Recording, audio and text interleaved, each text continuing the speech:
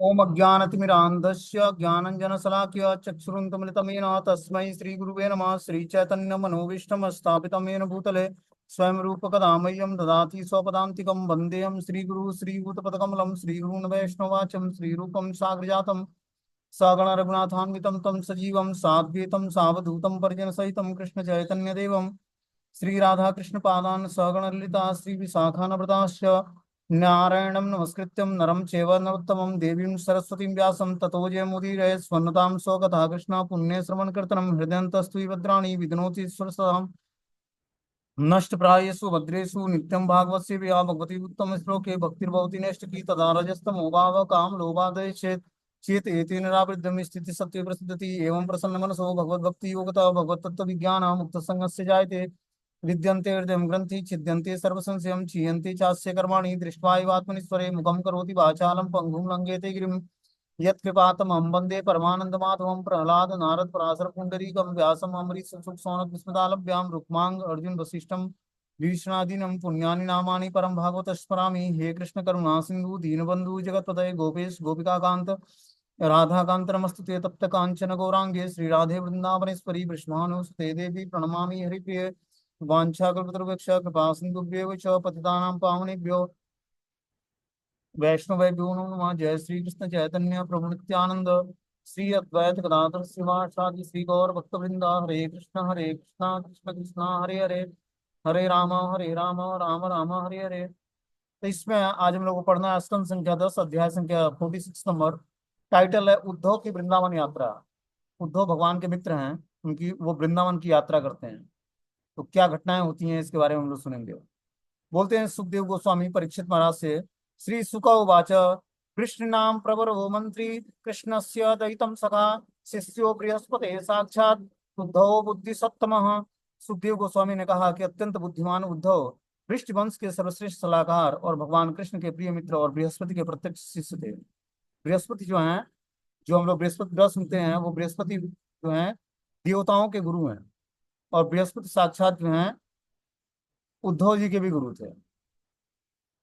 बोलते हैं अत्यंत बुद्धिमान उद्धव वृष्टिवंश के सर्वश्रेष्ठ सलाहकार थे। ठीक है ना। वृष्टिवंश के सर्वश्रेष्ठ सर्वश्रेष्ठ सलाहकार भगवान कृष्ण के प्रिय मित्र और बृहस्पति के शिष्य थे। तात्पर्य में लिखते हैं आचार्यगण की आचार्यगण भगवान कृष्ण द्वारा उद्धव को वृंदावन भेजे जाने के कई कारण बताते हैं। भगवान कृष्ण ने उद्धव को वृंदावन भेजा, किस कारण से भेजा, तो आचार्यों का क्या मत है इसके बारे में हम सुनेंगे। भगवान ने वृंदावन वासियों से वादा किया था कि मैं लौटूंगा, मथुरा में अपने सगे संबंधियों से मिलकर मैं फिर से वृंदावन लौट जाऊंगा। भगवान ने वृंदावन वासियों से वादा किया था कि मैं लौटूंगा। यही नहीं, पिछले अध्याय में हम भगवान कृष्ण ने नंद महाराज को वचन दिया था कि हम आपका और माता यशोदा का दर्शन करने वापस आऊंगा मैं। साथ ही भगवान श्री वसुदेव और माता देवकी के साथ कुछ दिन रहने का वचन भी नहीं टाल सकते थे, क्योंकि उन्होंने इतने वर्षों तक कष्ट झेले थे। इसलिए भगवान ने अपने स्थान पर अपने अभिन्न प्रतिनिधि को भेजने का निश्चय किया। तो उद्धव को वृंदावन भेजने का भगवान का मुख्य उद्देश्य था। पहला उद्देश्य बता रहे हैं आचार्यगण की, जो है वृंदावन वासियों से भगवान ने वादा किया था जाते समय कि मैं अवश्य ही लौटूंगा। ठीक है। दूसरा कारण बता रहे हैं कि यशोदा और नंद बाबा और यशोदा मैया को दर्श दर्शन करने वापस आएंगे। ये वादा किया था भगवान ने नंद और यशोदा मैया से कि मैं आपका दर्शन करने फिर से मैं वापस आऊंगा। तीसरा रीजन बता रहे हैं कि माता यशोदा माता देवकी और वसुदेव अभी फिलहाल में ही अपने कष्ट को झेल कर और उस कष्टों से निवृत्त हो गए। कंस का वध हुआ, उनको जेल से भगवान ने बाहर निकाला। तो भगवान इस कारण से मथुरा में रुके रहे कि अपने देवकी और वसुदेव माता पिता को क्या करना चाहते थे, उनके वचन को टालना नहीं चाहते थे। क्योंकि इतने वर्ष उन्होंने कष्ट झेले थे, इसलिए भगवान ने अपने स्थान पर अपने अभिन्न प्रतिनिधि को भेजने का निश्चय किया। इसलिए उद्धव को भगवान ने भेजा था। उद्धव का चेहरा भगवान से एकदम मिलता जुलता था। जो भगवान वस्त्र त्यागते वही उद्धव धारण करते, मतलब इतना घनिष्ठ मित्र थे भगवान के। और भगवान के स्वरूप में और उद्धव जी के स्वरूप में कोई अंतर नहीं था। दोनों एक ही स्वरूप के थे। मतलब जैसा भगवान का सुंदर चेहरा मुखड़ा है, उसी तरह उद्धव जी का भी है। और दोनों ही बहुत ही घनिष्ठ मित्र हैं, भगवान और उद्धव जी। तो इस तरह बता रहे हैं कि यहाँ पर प्रश्न किया जा सकता है कि कृष्ण ने नंद और यशोदा को मथुरा आने के लिए क्यों नहीं आमंत्रित किया। ठीक है ना। कि कृष्ण ने नंद और यशोदा मैया को मथुरा आने के लिए आमंत्रित क्यों नहीं किया? जब युद्ध समाप्त हो गया, कंस मारा गया, तो नंद और यशोदा मैया क्या करते हैं? यशोदा मैया तो नहीं आती हैं, लेकिन नंद बाबा को फिर लौटना पड़ता अपने गोकुल में। तो यहाँ पर बता रहे हैं कि आचार्यों का क्या मत है कि आचार्यों ने कृष्ण ने नंद और यशोदा मैया को मथुरा आने के लिए निमंत्रण क्यों नहीं दिया? बोलते हैं श्री जीव गोस्वामी के अनुसार जिस स्थान पर वसुदेव और देवकी से प्रेम विनिमय कर रहे थे, उसी स्थान पर उसी समय नंद और यशोदा के साथ ऐसा करना भगवान कृष्ण की लीलाओं के लिए विषम परिस्थिति उत्पन्न हो सकती थी। कि नंद और यशोदा मैया के साथ जो भगवान का संबंध था माता पिता का, वही संबंध देवकी और वसुदेव से भी था। तो अभी भगवान मथुरा में जो है, जो वसुदेव और देवकी से जो प्रेम का आदान प्रदान कर रहे थे, प्रेम का विनिमय कर रहे थे, उसमें हो सकता है कि नंद और यशोदा मैया के रहने से वो लीलाओं में विषम परिस्थिति उत्पन्न हो जाती। इसलिए उन्होंने नंद और यशोदा मैया को मथुरा में रहने के लिए नहीं बुलाया कि मैं मथुरा में हूं, आप लोग आकर हमारे साथ रह सकते। क्यों? क्योंकि वसुदेव और देवकी से जो प्रेम का आदान प्रदान था भगवान का, उसमें हो सकता है कि विपरीत कुछ परिस्थिति उत्पन्न हो जाती। वृंदावन वासी अपने ढंग से कृष्ण को समझते हैं और मथुरा के राजसी वातावरण में उनकी भावनाओं की समुचित अभिव्यक्ति स्थिर भाव से न हो पाती। इस कारण से भगवान ने नंद और यशोदा मैया को जो है मथुरा नहीं बुलाया। देखो, जो वृंदावन का भाव है, पर्टिकुलर वृंदावन का, वृंदावन में नंद नंदन भगवान श्री कृष्ण रहते हैं। यहाँ से जो मथुरा जाते हैं वो वसुदेव कृष्ण जाते हैं। जो वसुदेव कृष्ण कंस के कारागार में पैदा हुए थे, और एक नंद नंदन कृष्ण भगवान गोकुल में पैदा हुए थे, मतलब वृंदावन में पैदा हुए थे यशोदा मैया के गर्भ से। तो जब वसुदेव कृष्ण वहां से आए, मथुरा से वसुदेव जी लेकर आए, तो नंद नंदन कृष्ण में वसुदेव कृष्ण समाहित हो गए। ठीक है ना? और वृंदावन में जितने भी असुरों को भगवान ने मारा, तो वो वसुदेव कृष्ण ही वध करते थे। नंद नंदन कृष्ण कभी असुरों का वध नहीं करते हैं। उनका मात्र एक ही व्यापार है। क्या व्यापार है उनका? बस वो बांसुरी बजाते हैं, नृत्य करते हैं और गाय चराते हैं और गोपियों के साथ रास नृत्य करते हैं। उनका काम जो है असुरों का वध करना नहीं है। जो हम लोग गौड़ी वैष्णव परंपरा में जो जिस भगवान की पूजा करते हैं, वो नंद नंदन भगवान श्री कृष्ण की करते हैं, न कि वसुदेव कृष्ण की। वसुदेव कृष्ण असुरों को मारते हैं, वो मथुरा जाकर कंस को मारते हैं, आगे द्वारका चले जाते हैं। ये वसुदेव कृष्ण का काम है। नंद नंदन कृष्ण न तो वृंदावन छोड़ के कभी जाते हैं, न कभी बाहर जाएंगे। इसीलिए आज भी नित्य ही भगवान कृष्ण की नित्य लीलाएं आज भी वृंदावन धाम में होती। तो वही बताना चाहते हैं कि जो वसुदेव कृष्ण थे, बोला कि वृंदावन वासी अपने ढंग से कृष्ण को समझते थे, और मथुरा के राजसी वातावरण में उनकी भावनाएं समुचित अभिव्यक्ति स्थिर भाव से न हो पाती। इसीलिए नंद और यशोदा मैया को भगवान ने वृंदावन मथुरा आने के लिए निमंत्रित नहीं किया। बोलते हैं भगवान हरि ने, जो अपने शरणागतों के सारे कष्टों को हरने वाले हैं, एक बार अपने भक्त और प्रियतम मित्र उद्धव का हाथ अपने हाथ में लेकर उनसे इस प्रकार कहे। तो उद्धव जी भगवान के प्रिय मित्र हैं, और भगवान बहुत ही अपने, बोलते हैं जितना मैं अलग अलग भक्तों का नाम लेते हैं कि हे उद्धव, जितना मैं उन लोगों को प्रिय नहीं हूं, उतना तुम मुझे प्रिय हो। मतलब जितना वो लोग हमें प्रिय नहीं है, उतना तुम उद्धव हमें प्रिय हो। जो हमारे भगवान के शुद्ध भक्त हैं, वो उतने प्रिय नहीं जितना कि उद्धव प्रिय है। भगवान कृष्ण ने कहा कि हे भद्र उद्धव, तुम ब्रज जाओ और हमारे माता पिता को आनंद प्रदान करो। यही नहीं, मेरे संदेश देकर उन गोपियों को भी क्लेश मुक्त करो जो मेरे वियोग के कारण कष्ट पा रही हैं। तो भगवान कृष्ण क्या करते हैं? उद्धव जी को ब्रज जाने का आदेश देते हैं कि आप जाकर हमारे माता पिता नंद और यशोदा मैया को आनंद प्रदान करो, और क्या करो? गोपियों को संदेश दो, और वो दिन उनके क्लेशों से उनको मुक्त करो। मेरे वियोग के कारण वो कष्ट पा रही हैं। उन गोपियों के मन सदैव मुझ में लीन रहते हैं, और उनके प्राण सदैव मुझी में अनुरक्त रहते हैं।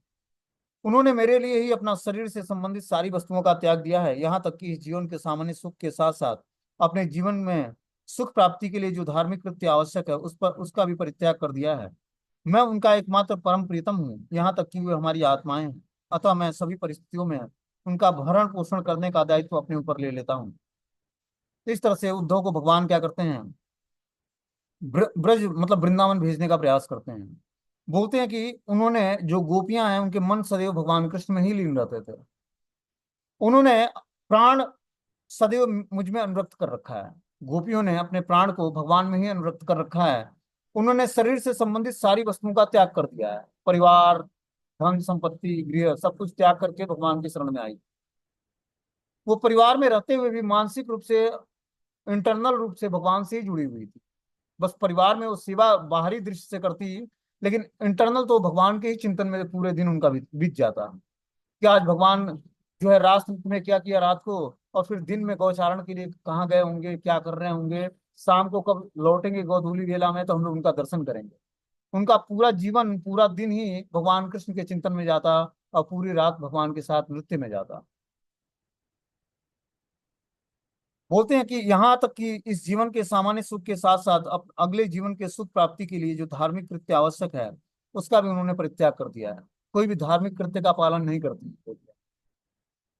धार्मिक कृत्य मतलब रिचुअल्स फंक्शन। जैसे हम लोग बहुत सारे रिचुअल्स फंक्शन करते हैं पति और पत्नी को सुख प्रदान करने के लिए, अलग अलग अलग व्रत होते हैं, ठीक है ना। लेकिन गोपियां उन सुखों का परित्याग कर दी हैं, वैसे धार्मिक कृत्यों का भी उन्होंने परित्याग कर दिया है। मैं उनका एकमात्र प्रियतम हूँ, यहाँ तक कि वो हमारी आत्माएं हैं। तो गोपियां भगवान की आत्माएं हैं, और मात्र एक ही प्रियतम है सारी गोपियों के, भगवान कृष्ण ही। अतः मैं सभी परिस्थितियों में उनका भरण पोषण करने का उत्तरदायित्व अपने ऊपर लेता हूँ। तो जो भगवान का अनन्य भक्त होता है, भगवान उसका परवरिश करने का ठेका लेते हैं, ठीक है ना। अब उसको अपना जीवन कैसे पालन पोषण करना है, कहाँ रहना है, क्या खाना है, ये उसकी चिंता का विषय नहीं होगा, भगवान की चिंता बन जाएगी। इसलिए जब हम शुद्ध भक्ति को अडॉप्ट कर लेते हैं, गोपी भाव को प्राप्त कर लेते हैं, ठीक है ना, तो 100% मतलब गोपी भाव मतलब भगवान के शुद्ध भक्त को, भक्ति को प्राप्त कर लेना। गोपियों का भाव क्या था? मात्र हर एक व्यापार उनका कृष्ण को प्रसन्न करना, हर एक कार्य भगवान कृष्ण की प्रसन्नता के लिए। बोलते हैं, हे उद्धव, गोकुल की उन स्त्रियों के लिए मैं सर्वाधिक स्नेह योग्य प्रेम पात्र हूँ। इस तरह जब वे दूर स्थित मुझको स्मरण करती हैं, तो वे वियोग में उद्विग्न होकर विहल हो जाती हैं।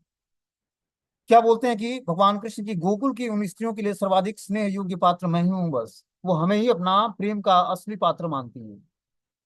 बाकी सबका तो उन्होंने परित्याग कर दिया। इस तरह जब वे दूर स्थित मुझको स्मरण करती हैं, तो वे वियोग में उद्विग्न होकर विहल होती हैं।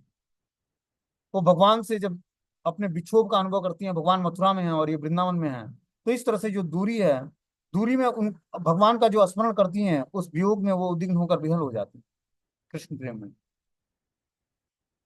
बोलते हैं जो भी वस्तु हमें प्रिय होता है, हम वो हमारी संपत्ति बन जाती है। अंततोगत्वा सबसे प्रिय वस्तु हमारी अपनी आत्मा और स्वयं हम हैं। इस तरह आत्मा के अनुकूल संबंध वाली वस्तुएं भी हमें अत्यंत प्रिय लगने लगती हैं, और हम उन्हें पाना चाहते हैं। श्रील विश्वनाथ चक्रवर्ती के अनुसार ऐसे असंख्य प्रिय वस्तुएं में से श्री कृष्ण सर्वाधिक प्रिय हैं, यहाँ तक कि वे अपने से भी अधिक प्रिय हैं। गोपियों को इस बात की अनुभूति हो चुकी थी, अतः वे भगवान के विक्षोभ में अस्तंभित थी, क्योंकि वे उनसे प्रगाढ़ प्रेम करती। तो भगवान यहाँ पर बताना चाहते हैं कि जो भी वस्तु व्यक्ति को जो सबसे प्रिय होता है, वो उसकी पर्सनल प्रॉपर्टी होती है, पर्सनल संपत्ति होती है। और अंततोगत्वा हर एक जीवात्मा का सबसे प्रिय जो है, उसकी अपनी आत्मा, और वो स्वयं अपने को सबसे ज्यादा प्रेम करता है, ठीक है ना। जीवात्मा लगता है कि किसी और से वो ज्यादा प्रेम करता है, उसके बिना रह नहीं पाएगा, लेकिन जब बात आएगी अपने ऊपर, तो वो अपने से ही ज्यादा प्रेम करता है, अपने से ज्यादा वो किसी और से प्रेम नहीं करता है। बोलते हैं कि विश्वनाथ चक्रवर्ती बात लिखते हैं इसमें कि प्रिय वस्तुओं में श्री कृष्ण सर्वाधिक प्रिय है। इस संसार में जो सबसे प्रिय वस्तु है, उसमें सबसे सर्वाधिक प्रिय वस्तु भगवान है। अतएव वे भगवान के विक्षोभ में स्तंभित रहती थी। गोपियों की इस बात की अनुभूति हो चुकी थी कि कृष्ण ही हमारे प्राण धन है, और उनके बिना हमारा जीवन जो है अधूरा है। इस तरह से गोपियां क्या करती, भगवान को ही अपना प्राण और अपना जीवन न्यौछावर कर चुकी थी। भगवान अपनी दिव्य शक्ति से उन्हें जीवित रखते हुए भगवान अपने दिव्य शक्तियों से उन्हें जीवित रखते हुए थे। मतलब भगवान क्या करते हैं, अपनी दिव्य शक्तियों के माध्यम से गोपियों को जीवित रखते थे, नहीं तो गोपियां कब की मर चुकी होती भगवान के वियोग, भगवान के विरह में। क्योंकि मैंने उनसे वापस आने का वादा किया है, इसलिए मुझसे पूर्णतया अनुरक्त मेरी गोपियां इसी तरह से अपने प्राणों को बनाए रखने के लिए संघर्ष कर रही हैं। भगवान को, जिसे होता क्या है कि जब व्यक्ति हर्टली किसी से जुड़ जाता है, आप लोगों को अनुभव भी होगा कि जब व्यक्ति हर्टली किसी से जुड़ता है, हर्टली मतलब दिल से किसी से जुड़ जाना, ठीक है ना, तो क्या होता है कि वो व्यक्ति और जो याद करता है कि अपने दोस्त को या प्रियतम, चाहे जो भी बोले, ठीक है ना, भौतिक शब्दों में, तो क्या होता कि जैसे फोन से कनेक्टिविटी बन जाती है, उसी तरह हृदय से हृदय की कनेक्टिविटी हो जाती है जब व्यक्ति एक दूसरे को चाहत उसके अंदर उत्पन्न होता है। ये तो भौतिक परिस्थिति में होती है, लेकिन इसके कहीं सर्वोत्कृष्ट जो है, हायर जो प्रेम है भगवान का, वो गोपियां ऐसे भगवान से प्रेम करती है कि भगवान को, गोपियों के हृदय की बातों को भगवान रियलाइज करते हैं। वो बोलते हैं कि मैंने उनके वापस आने का उनसे वादा किया था, और मुझे पूर्णतया अनुरक्त मेरी गोपियां किस तरह अपने प्राणों को बनाए रखने के लिए संघर्ष कर रही हैं। तो भगवान को ये रियलाइज था कि वो मेरे वियोग में किस तरह तड़प रही हैं, और किस तरह अपने प्राणों को शरीर में बनाए रखने के लिए बहुत ही ज्यादा संघर्ष कर रही है।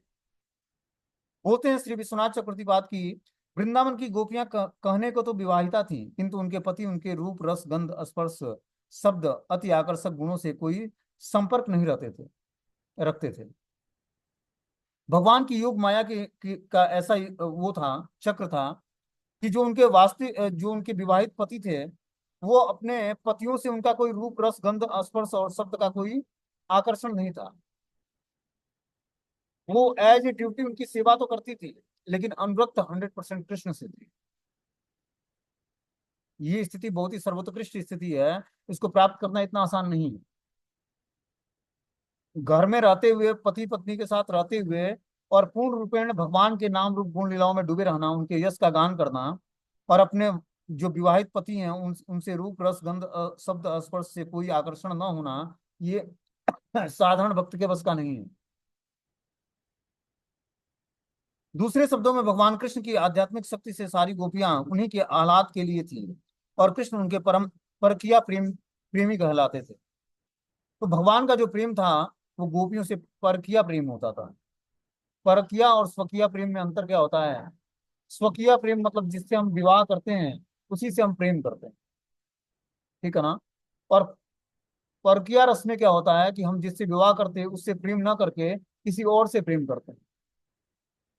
तो ब्रज की जो स्त्रियां थीं, वो विवाहित पति से प्रेम ना करके भगवान कृष्ण से प्रेम करती। उनके प्रेम का केंद्र जो थे भगवान कृष्ण थे, वही उनके वास्तविक पति उनको माना था, ठीक है ना। उन वो सारी गोपियां विवाहित थी, लेकिन विवाहित होने के बाद भी उनका उनका अपना अपने पति से कोई, घर में उनके साथ रहते हुए भी कोई स्पर्श नहीं था, कोई बातचीत नहीं थी, कोई आदान प्रदान नहीं था। वो निरंतर भगवान कृष्ण के चिंतन में डूबी रहती। मेरो तो गिरधर गोपाल दूसरो न कोई, जाके सिर मोर मुकुट मेरो पति सोई।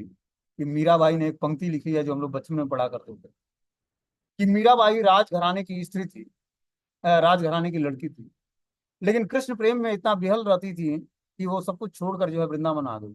आज मैं यहाँ वृंदावन में मंदिर है उनका, तो उन्होंने यही पंक्ति गाई थी संस्कृत में, संस्कृत में नहीं ब्रज भाषा में, कि मेरो तो गिरधर गोपाल दूसरो न कोई, और जाके सिर मोर मुकुट मेरो पति सोई। मतलब जिसके सिर पर मोर मुकुट का पंख है, मोर पंख का मुकुट है, वही हमारे वास्तविक पति हैं। राज्य के नागरिकों ने उनको मारने का बहुत सारा प्रयास किया है, जहर दिया, क्या क्या दिया, उसके बाद भी मीराबाई ने कृष्ण का नाम उच्चारण करके उस जहर को भी पी लिया और बच गई, शरीर नहीं त्यागा उन्होंने। तो वो गोपियों की सर्वोत्कृष्ट भावना है। गोपियां भगवान को छोड़कर किसी और से प्रेम करना सीखा ही नहीं उन्होंने। दूसरे शब्दों में भगवान कृष्ण की आध्यात्मिक शक्ति से सारी गोपियां उन्हीं के आह्लाद के लिए थीं, और कृष्ण उनके परकिया प्रेमी थे। वस्तुतः गोपियां कृष्ण की आंतरिक प्रकृति उनकी परम आह्लादनी शक्ति की अभिव्यक्ति है, और आध्यात्मिक स्तर पर वे अपने शुद्ध प्रेम से भगवान कृष्ण को आकृष्ट कर रही थी। वृंदावन में कृष्ण के माता पिता नंद और यशोदा को भी कृष्ण की सर्वोत्तम प्रेम दशा प्राप्त थी, और वे भी कृष्ण की अनुपस्थिति में किसी तरह जीवित थे। अतः उद्धव इनकी ओर विशेष ध्यान देंगे। तो उद्धव को भेजने का मुख्य प्रयोजन था कि ब्रज वृंदावन के वासियों का को प्राणों को सुरक्षित करना, क्योंकि ये कृष्ण के वियोग में इतने दिन भर रोते और कृष्ण को याद करते, कि भगवान को भी मथुरा में अच्छा नहीं लगता इनके बिना। इसीलिए भगवान ने उद्धव को भेजा। सेम भगवान के शकल के थे उद्धव जी। अभी हम लोग सुनेंगे कि उद्धव जी को देखकर गोपियां क्या सोचती हैं। उनको लगा ही नहीं कि कृष्ण नहीं आए हैं, ऐसा स्वरूप था उद्धव जी का।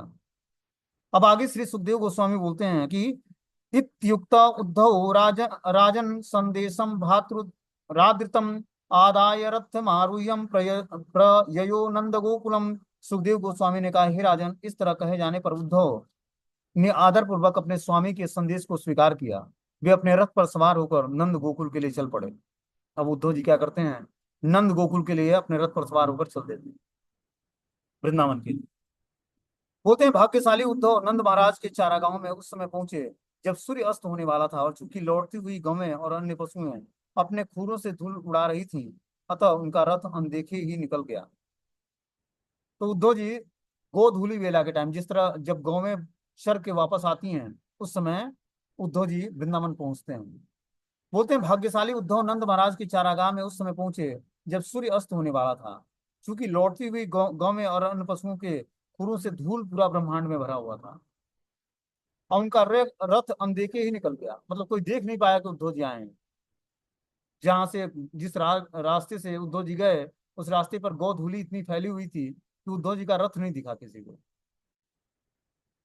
ऋतुमयी गौओं के लिए परस्पर लड़ रहे सांडों की ध्वनि से, अपने बछड़ों का पीछा कर रही अपने थनों के भार से रंभाती गौएं गौओं से दूहने की तथा इधर उधर कूद फांद कर रहे श्वेत बछड़ों की आवाज से, बंसी बजाने की ऊंची गूंज से, उन गोपों और गोपियों द्वारा जो गांव को अपनी अद्भुत रीति से अलंकृत वेशभूषा से सुशोभित कर रहे थे, कृष्ण तथा बलराम के शुभ कार्यों का गुणगान से गोकुल ग्राम की सभी दिशाओं में गुंजायमान था। बोलते हैं, ऋतुमय गौओं के लिए परस्पर लड़ रहे साड़ों की ध्वनि से, अपने बछड़ों का पीछा कर रही अपने थनों के भार से रमाती गौएं होने की तथा इधर उधर काम करते रहने श्वेत बछड़ों की आवाज से, बंसी बजाने की ऊंची गूंज से, उन गोपों तथा गोपिनों द्वारा जो गांवों को अद्भुत रीति से अलंकृत वेशभूषा से सुशोभित कर रहे थे, कृष्ण और बलराम के शुभ कार्यों का गुणगान से गोकुल ग्राम सभी दिशाओं में गुंजायमान था। गैया क्या करती, अपने बछड़ों को के उनके दूध जो है गायों के जो दूध थे, वो थन थे जो थे वो दूध से भरे हुए थे। वो अपने बछड़ों को दूध पिलाने के लिए रंभा रही, मतलब चिल्ला रही, दूहने के लिए इधर उधर कूद फाद रही थी श्वेत बछड़ों की आवाज से, बंसी की आवाज से, उनकी ऊंची गूंज से, गोपों और गोपियों के द्वारा कृष्ण और बलराम के अद्भुत अलंकृत वेश की शोभा और उनके गुणों का गुणगान करने के कारण पूरा ब्रह्मांड जो है गुजायमान हो रहा था। ये उद्धव जी ने देखा जब वो वृंदावन में प्रवेश किए तो, कि गाय जो है, गांव के दूध निकालने का टाइम हो गया है, गायों का थन जो है पूरा दूध से भरा हुआ है, तो वो अपने बछड़े की तलाश में पूंछ उठाकर दौड़ रही है कि कब मैं अपने बछड़ों के पास पहुंचूं, और जो है दूध निकालने का टाइम हो गया है और बछड़े हमारा दूध पियेंगे। इस तरह से गैया सब जो है रंभाती हुई अपने बछड़ों के पास जाती हैं, कूद फांद मचाते हुए, बंसी बजाते हुए। बंसी की गूंज जो है पूरे ब्रह्मांड में छाई हुई थी। गोप और गोपियां जो थीं, जो गोप बालक थे, वो बंसी भी बजाया करते थे। गायें अपनी अद्भुत रीत से अलंकृत वेशभूषा से सुशोभित कर रहे थे। कृष्ण और बलराम के शुभ कार्यों का गुणगान गोकुल के सभी दिशाओं में गुंजायमान था। तो सारे ग्वाल बाल जो हैं भगवान कृष्ण के सुंदर रूप और लीलाओं का गुणगान कर रहे थे उस समय। गोकुल के में गांव के घर में यज्ञ अग्नि सूर्य अचानक आए अतिथि गौवे ब्राह्मण पितरों और देवताओं की पूजा के लिए प्रचुर सामग्रियों से युक्त होने की अतीव आकर्षक प्रतीत हो रहा था। सभी दिशाओं में पुष्पित वन फैले हुए थे, जो पक्षियों और मधुमक्खियों के झुंडों से गुंजायमान हो रहा था।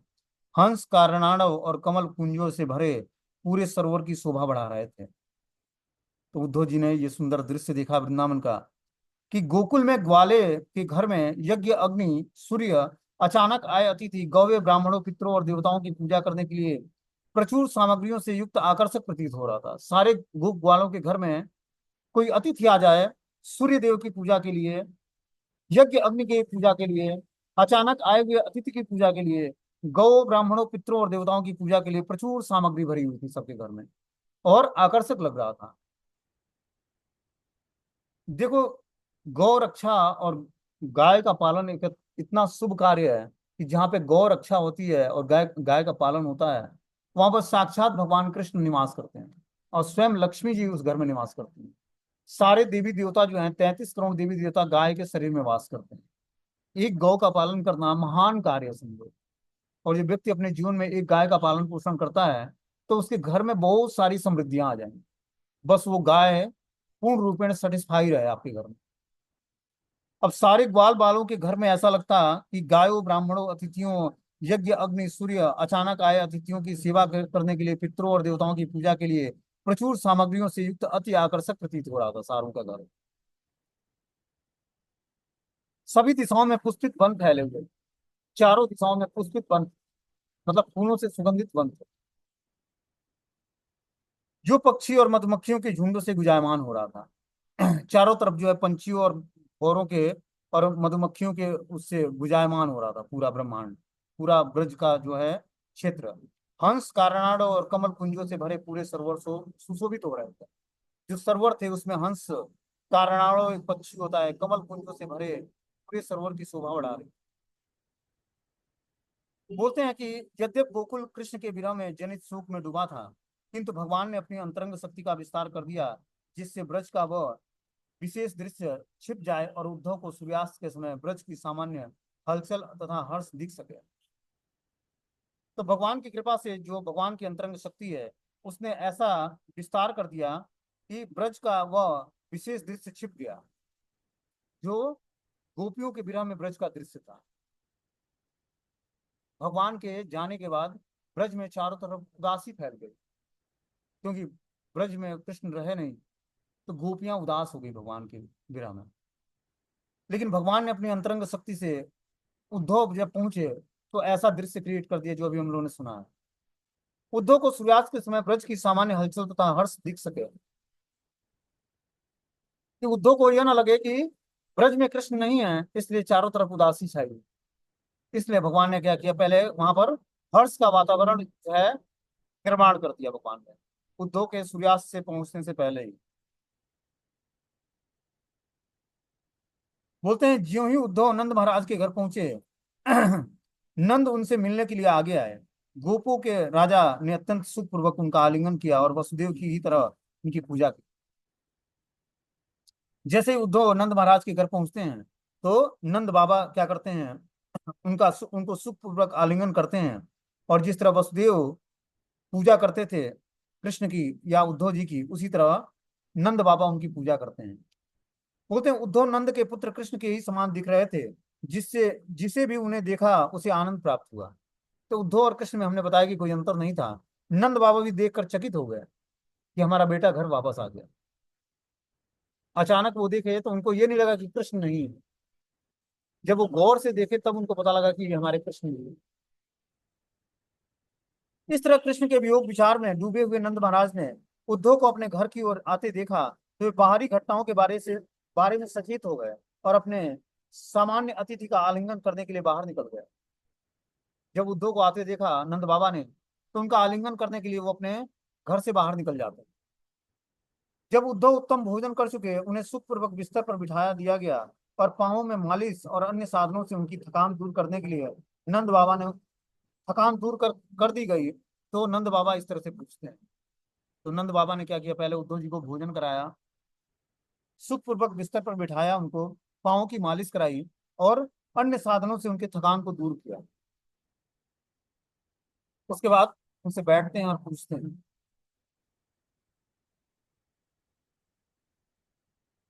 नंद महाराज ने कहा कि हे परम भाग्यशाली, अब सूर का पुत्र मुक्त हो चुकने और अपने बच्चों तथा अन्य संबंधियों से पुनः मिल जाने के बाद कुशल से है ना। मतलब सूरसेन के पुत्र जो सूर का पुत्र मुक्त, मतलब वसुदेव के पुत्र जो मुक्त हो चुके हैं, अपने बच्चे और अन्य संबंधियों के से पुनः मिल जाने के बाद कुशल से है ना। नंद बाबा ने ये पूछा कि वसुदेव अपने दोनों पुत्रों से मिलने के बाद सुखपूर्वक है ना मथुरा में, क्योंकि ये तो कृष्ण के विरह में दुखी थे। सौभाग्यवश अपने ही पापों के कारण पापात्मा कंस अपने समस्त भाइयों सहित मारा जा चुका है, अतः वह सदैव संत और धर्मात्मा यदुओं से घृणा करता था। इस कारण से कंस अपने ही पाप कर्मों के कारण अपने भाइयों सहित मारा गया। अपि स्मरति न कृष्णो मातरम सुहृदम सखिन गोप व्रज्यम चात्मानाथम गाओ वृंदावनम गिरिम।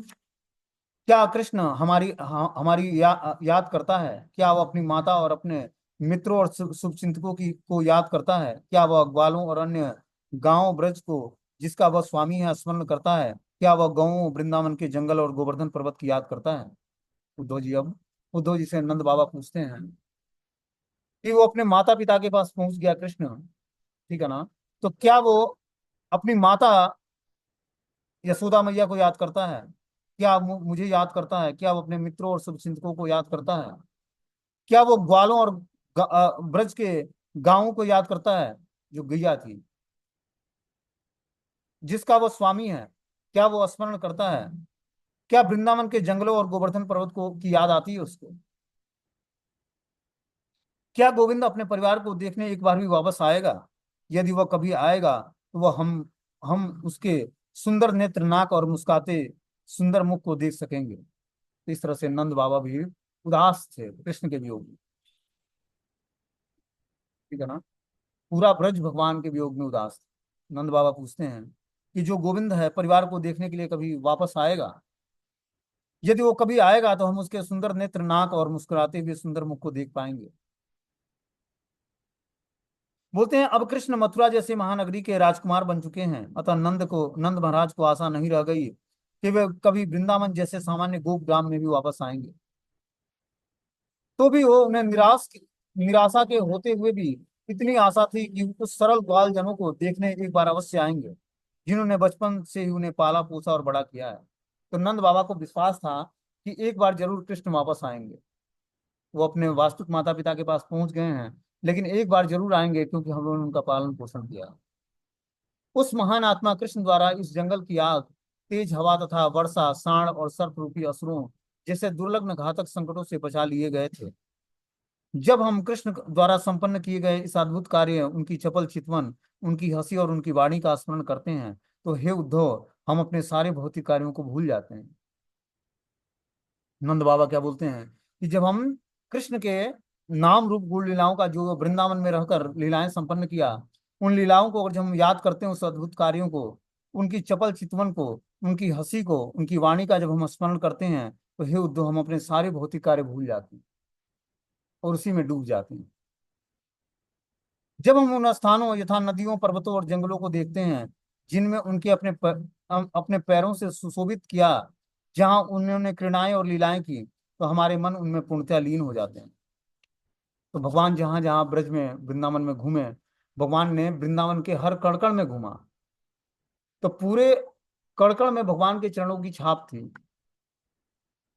बोलते हैं नंद बाबा की जहां जहां कृष्ण हमारे नदियों, पर्वतों और जंगलों में गए, उनके पैरों से सुशोभित छाप जो थे, उनकी क्रीड़ाएं और लीलाएं, मन उनके को हम लोग जब याद करते हैं, तो हमारा मन उनमें पूर्णतः लीन हो जाता है।